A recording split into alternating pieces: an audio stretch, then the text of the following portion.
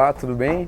Na semana que passou, além do nascimento do bebê real George na Inglaterra, do frio polar e da visita do Papa por aqui, alguns outros eventos movimentaram nossos mercados e mexendo com o humor dos investidores.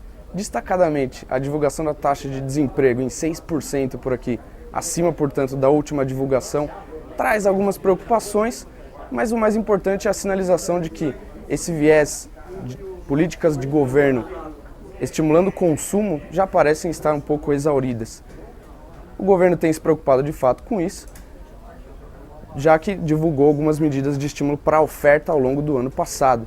Quem também tem se mostrado preocupado com esse lado da oferta da economia é a economia chinesa, que divulgou também um mini pacote de estímulos para tentar implementar ou melhorar os níveis de atividade econômica por lá. Nesse contexto, continuamos trabalhando com um cenário de crescimento econômico em 7,5% do gigante asiático. Para essa semana, os grandes destaques estão relacionados com o mercado norte-americano, destacadamente a divulgação do PIB do segundo trimestre, o qual não temos uma expectativa tão positiva quanto tínhamos há um mês atrás, e que de fato deve manter aí os mercados, principalmente de câmbio, de uma forma relativamente a mesma.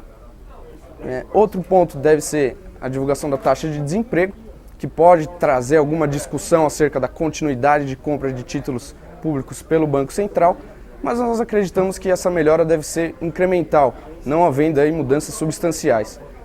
Além disso, nós temos uma agenda doméstica relativamente vazia e uma agenda na China também que não traz grandes surpresas.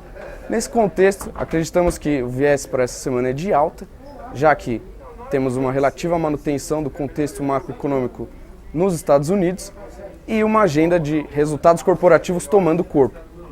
E nessa agenda de resultados existem inúmeras oportunidades essas que serão apresentadas pelo Marco Barbosa. Muito obrigado, boas semanas e bons investimentos.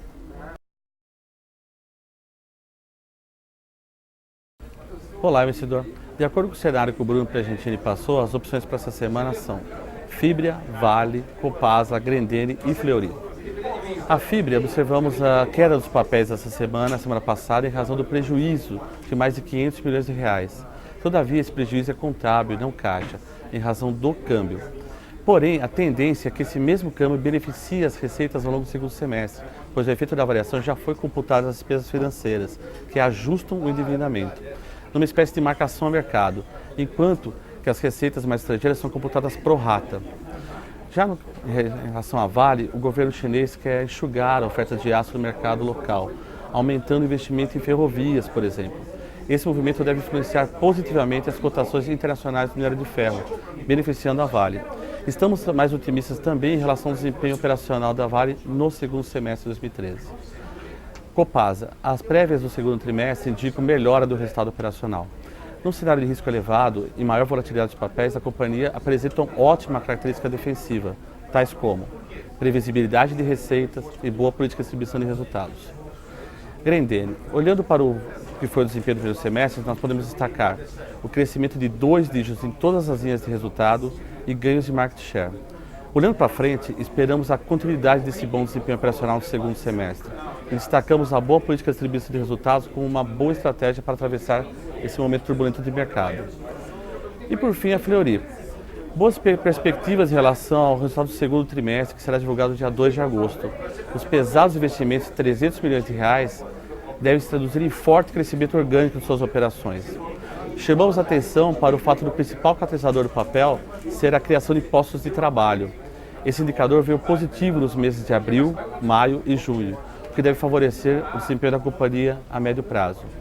Essas são as opções de mercado para essa semana. Bons negócios a todos.